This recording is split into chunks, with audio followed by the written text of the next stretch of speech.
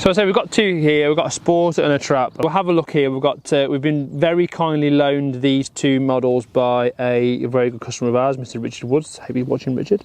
And we've got a Trap and a Sporting version. So I'm just going to talk you through a couple of the differences, talk about the trigger group, and then that'll just educate you a little bit more on the Beretta DT10 and give you an insight into why they are just so sought after and so popular.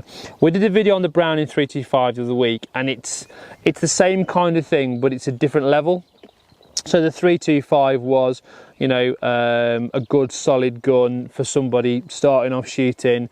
They sold thousands, they never really went wrong, but you know, it's not a gun that ever really won any world titles, whereas this is the other end of the spectrum, and this absolutely has won a shed load of world titles. So we'll start off with this one. I'm just going to put the trigger back in. Obviously, if you have got a DT10 or a DT11 and you're not okay with putting the trigger in, then do watch our video, because I make it look simple. Launched back in 1999-2000, the early models had got a Beretta signature on the side of the action, but if you look at it alongside an ASE, it is very, very similar in appearance. The primary difference was, in terms of keeping the cost down from Beretta's point of view, was the fact that the ASE was had barrels that were made of bowler Antoinette steel, which was very expensive, and also it was essentially handmade. So top of my head, I think, and don't quote me on this, if you bought a new ASE Gold in about 1998, they were about £5,500. When they launched the DT10, they were certainly they were certainly sub £3,000. So in terms of a cost-cutting exercise to make an affordable version of the ASE, absolutely worked, no question. At the time, the ASE had got a detachable trigger, which of course the DT in DT10 stands for, detachable trigger. So I'll just take that out there. So like I say, no real difference between the system in the ASE and the system in the DT10. They will actually interchange with each other, no problem at all. The DT Trident refers to the Trident logo, which is these arrow thingy bobs, okay, and that's been there since day one. There were some different versions of it. In terms, they did a game scene engraved version called and a scroll, a DTL, DT10L, which was DT10 Lux or Lusso, whatever you want to call it.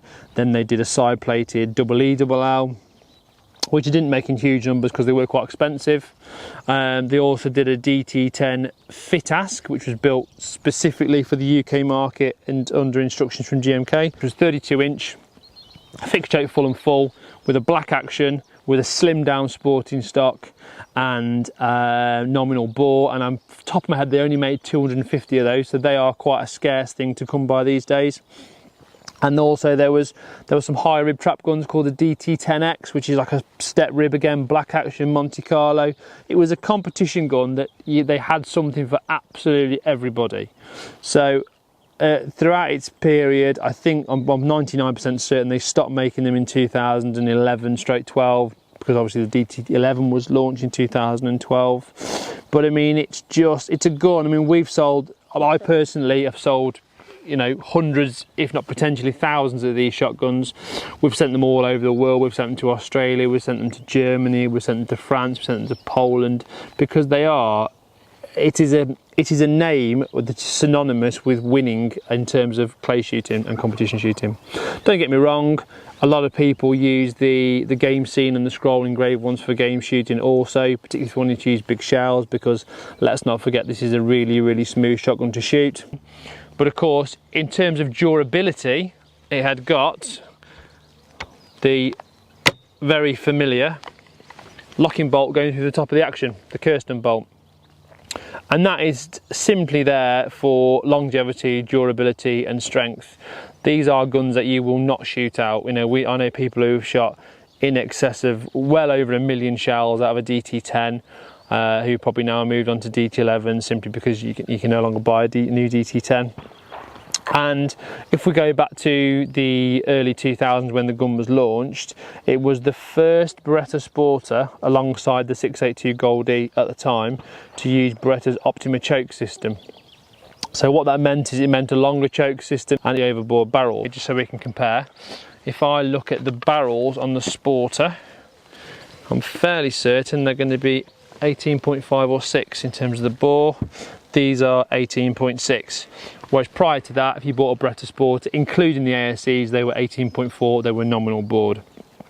And what that meant is it meant a much smoother shooting gun than what Beretta had previously produced. So what they'd done is they'd absolutely nailed it. They'd got a competition gun that was super strong, super reliable, super smooth to shoot, and there was no question from day one it was going to be a popular gun. I remember when they first came out and the demand was extremely high. So they brought them out in sporting, trap and skeet specification. So initially it was a skeet gun with 28-inch barrels, choke skeet and skeet with non-selective trigger and a no centre rib. Sporters 28, 30, 32-inch with multi-choke barrels with the Optima chokes, which are these. And the standard they came with the extended chokes, with the colour band to obviously to determine which choke was which. And the trap guns, which were 30 and 32-inch, 3/4 and full choke, which we've got one here, which will also have a nominal bore, which will be 18.4. If anyone who's got a Beretta Optima choke shotgun and they're not sure of the colours of the chokes, just from top to bottom, you've got a cylinder which is a blue band, skeet which is a red band, improved cylinder stroke quarter which is a yellow stroke gold band depending on the age of the gun, modified which is green which is half, 3/4 is black which is improved modified, and full was white traditionally, and then it changed to silver when they went to the metal bands. Bit of boring trivia there for you. Okay, so here we've got a 30-inch trap gun, fixed choke 3/4 and full, and also with a 10mm parallel rib, you can see it there, rather than the tapered rib that you get on a Sporter, which I think is 10-8, which means 8mm near the muzzle and 10mm near the breech. Also with trap guns, with proper trap guns, also proper skeet guns, the triggers are non-selective, so the gun is designed to shoot bottom barrel first and then obviously the top barrel because of the discipline it's designed for. Traditionally this would have been fixed choke. This particular gun has been Teague multi-choked because the customer that owns it also likes to shoot from different disciplines of trap as well as a bit of sporting on occasion.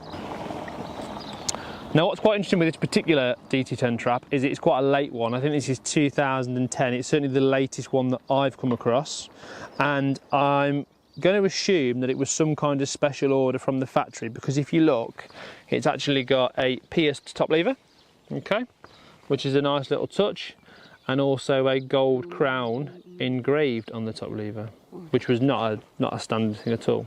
Trap stock, trap beaver tail style forend. This particular gun has been fitted with one of our adjustable comb systems because it was, even as being a trap gun, it was too low for the gentleman what he wanted to use it for.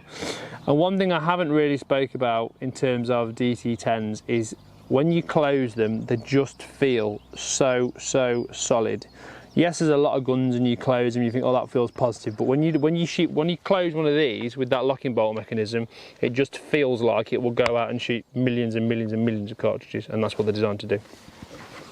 So 30-inch trap gun at the top, Sporter at the bottom, trap stock slightly tighter in the radius of the pistol grip, bit more of a palm swell, bit chunkier in the stock altogether.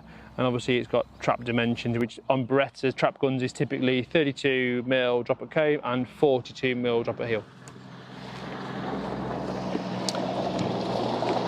So we move on to the Sporter, which again, standard DT10 action, drop out trigger, etc. This one has got a selective trigger, as you can see, which you would expect on a sporting gun, especially with a multi-choke. Different weight barrels because they're designed for different disciplines. So this one is 1470, the multi-choke 30-inch, and the trap barrels, which are heavier, are 1590, which is, I would say, to be fair, for 30-inch trap barrels, that's quite heavy. Standard on a DT10 fixed stock, you would have had a Schnabel forend. So this particular customer that these guns belong to is a fan of beaver tails, as I am, so even his Sporter has got a beaver tail forend fitted. I mean, these are particularly good examples of this gun. You will get, there's plenty out there that are quite tired, but at the same time you can completely rebuild the things from scratch. You know, new U-bolts, new hinge discs, not a problem at all. Yeah, in terms of value, DT10s are exceptional. You can pick one up for, you know, an old gun with a few marks on it, but that's done a bit of work. But like I said, there's nothing you can't do to this gun. If we sent either of these guns, don't need it currently, to GMK, or you were talking about worldwide, there's various Beretta service repair centres, you know, importers, whatever, they can rebuild the whole thing. There's nothing you can't do to a DT10 to make it as tight as the day it was new. These two guns are particularly good examples, which is why we've chosen to film them. The only thing I would say between the two, the Trap and the Sporter, and like I said, the Trap is a 2010 and the Sporter is 2009, is literally a little bit of wear on the trigger guard at the front, which is probably where it's been carried over someone's arm, particularly with it being a Sporter, because when you're shooting sport you tend to move around a bit more than when you're shooting trap.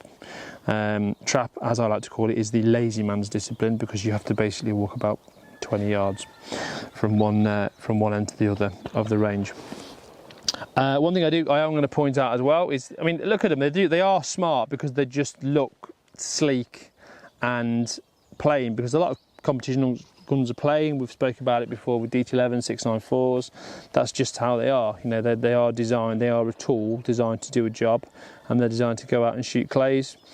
Trigger pulls, extremely good, just as good as a DT11. I would imagine somewhere about £3.5 without measuring them.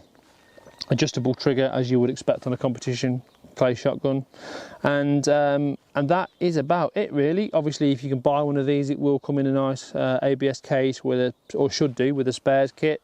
So if you do need to replace the firing pins or springs, then you should have those on hand. Not that these guns tend to go wrong, because they are extremely reliable.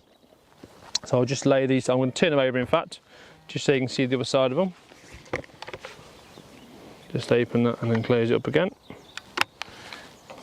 Again, if you look at where the Kirsten bolt, if you look at where the Kirsten bolt is protruding out of the action, of course the more use the gun has had, the further that will go in, because the bite wears. So if you look at the Sporter, Kirsten bolt is almost flush with this nice stipply bit at the top of the action, and the DT10 trap gun, which we've got at the top here, has got a bit more life in it left before we need to start replacing any part. Don't get me wrong, that's absolutely fine, but that's a bit better because it's got a bit more life in it.